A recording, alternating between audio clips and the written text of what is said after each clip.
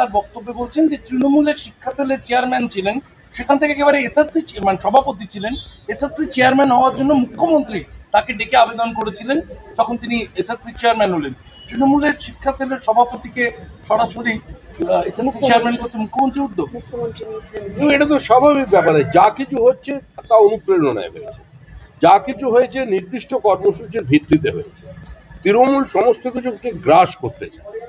তৃণমূল একটা সর্বভুক সংগঠন, ফলে তারা যেটা ঠিক বুঝেছে সেটাই করেছে এবং তৃণমূলের পথেই আছে। তৃণমূলকে না সরিয়ে এই অবস্থা পশ্চিমবঙ্গে পরিবর্তন করা যাবে না। তৃণমূল একটা গভীরতম অসুখ, এই অসুখের নিরাময়।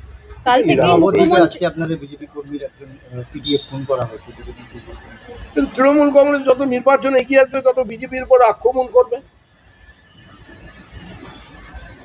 খালি 2021-এর 2রা মের পরে 27 দিনের মধ্যে 56 জন বিজেপি কর্মী খুন হয়ে গেছে, হাজার হাজার মানুষকে ঘরছাড়া করেছে, কিন্তু বিজেপির পতাকা কি নামিয়ে দিতে পেরেছে? তারপরেও তো বিজেপি ময়দানে আছে। পঞ্চায়েতে এত বিপরীত অবস্থানে দাঁড়িয়েও আমরা 11,000 আসনে জয়ী হয়েছি, মানুষ আমাদের সঙ্গে আছে।